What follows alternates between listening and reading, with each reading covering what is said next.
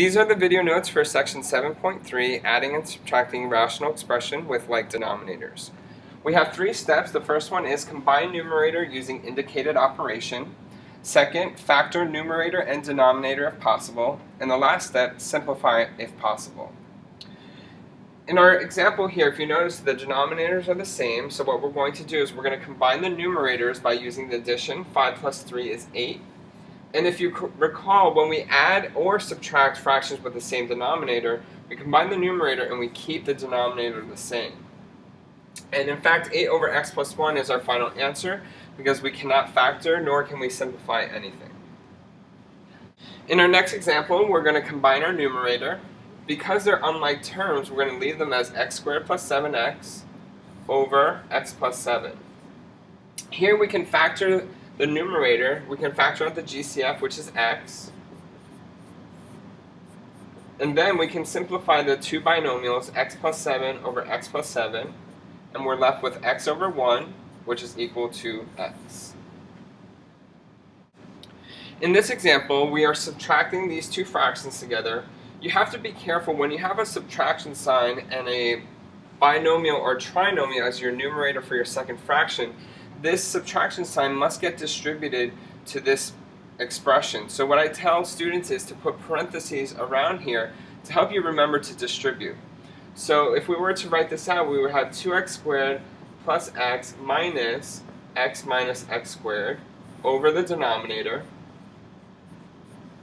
Before I start to combine like terms, remember we have to distribute the minus sign. So I have 2x squared plus x minus x plus x squared over the denominator. And now we can finally combine our like terms. So I have 3x squared over x squared minus 4.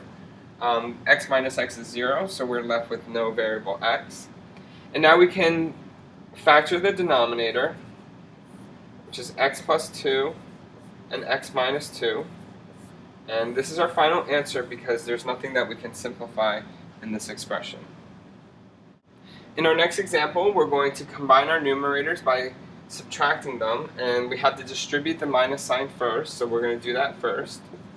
And you can do that by looking at it. We have negative 2x squared minus 2x plus 9. Essentially, all the signs here will change. Or you can write it out like we did in the previous example. Over the denominator, x squared minus 3x minus 28.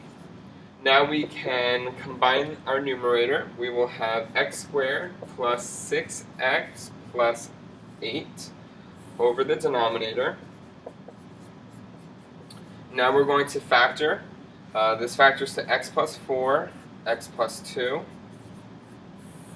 And then this would be x minus 7, x plus 4.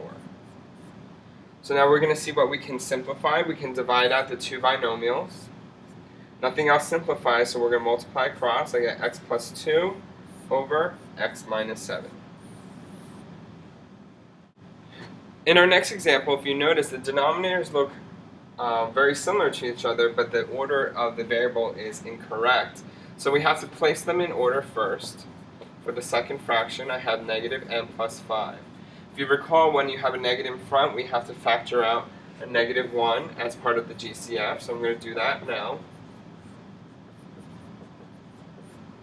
If you look at our denominators, they're pretty close to each other except for this negative sign. What I'm going to do is bring this negative sign to the numerator.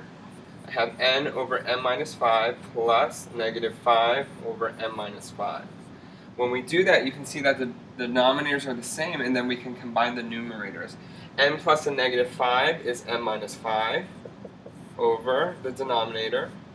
We can divide out the two binomials, and our final answer is 1.